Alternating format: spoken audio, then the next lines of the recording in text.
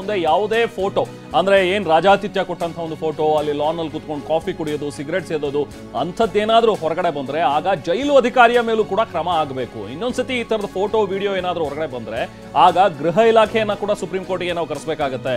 ಅವರು ಕೂಡ ಉತ್ತರದಾಯಿತ್ವ ಇರುತ್ತೆ ಅವ್ರಿಗೂ ಕೂಡ ಅನ್ನುವಂಥ ಒಂದು ಮಾತುಗಳನ್ನ ಹೇಳ್ತಾ ಇವತ್ತು ಸುಪ್ರೀಂ ಕೋರ್ಟ್ ಸರಿಯಾಗಿಯೇ ಚಾಟಿ ಬೀಸಿದೆ.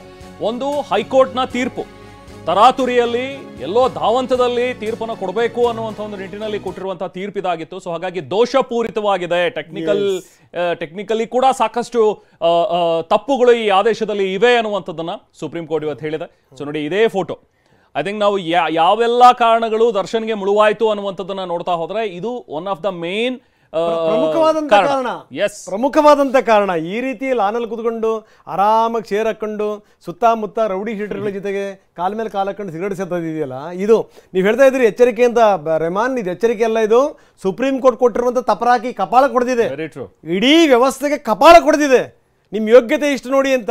ಸಂಬಂಧಪಟ್ಟಂತ ಸೂಪರಿಂಟೆಂಡೆಂಟ್ನ, ಜೈಲು ಸೂಪರಿಂಟೆಂಡೆಂಟ್ನ ಯಾಕೆ ನೀವು ಸಸ್ಪೆಂಡ್ ಮಾಡಿಲ್ಲ, ಯಾಕೆ ಮನೆ ಕಳಿಸಿಲ್ಲ ಅಂತ ಕೇಳಿದೆ. ಹುಷಾರಾಗಿರಿ, ಮುಂದೆ ಏನಾದರೂ ಈ ರೀತಿ ಏನಾದರೂ ಸಾಕ್ಷ್ಯಗಳು ಸಿಕ್ಕರೆ ನಿಮ್ಮನ್ನು ಕರೆಸ್ತೀವಿ ನೇರವಾಗಿ, ಗೃಹ ಇಲಾಖೆನೇ ಬಂದು ನಿಂತ್ಕೋಬೇಕು ಅಂತ. ಈ ಮಾಡ್ತು ಈ ಜನಸಾಮಾನ್ಯರು ಏನು ಅಪೇಕ್ಷೆ ಪಡ್ತಾರೆ ಅಂತಂದರೆ, ಇದೇ ಸಂದರ್ಭದಲ್ಲಿ ಎಲ್ಲರನ್ನೂ ಕರ್ಕೊಂಬಂದು ಸಾಲ ನಿಲ್ಲಿಸ್ಬಿಡ್ಬೇಕಾಗಿತ್ತು ಅಂತ. ಬನ್ರಪ್ಪ, ನಿಮ್ಮ ಯೋಗ್ಯತೆ, ನಿಮ್ಮ ಹಣೆ ಬರ ಇಷ್ಟಿದೆ ನೋಡಿ ಅಂತೇಳಿ ಅಂತ ಆವಾಗ ದೊಡ್ಡ ಸಂದೇಶ ರವಾನೆ ಆಗಿಬಿಡ್ತಾ ಇತ್ತು. ಈಗ ಕೋರ್ಟ್ ತುಂಬ ಚೆನ್ನಾಗಿ ಸಂದೇಶ ರವಾನಿಸಿದೆ.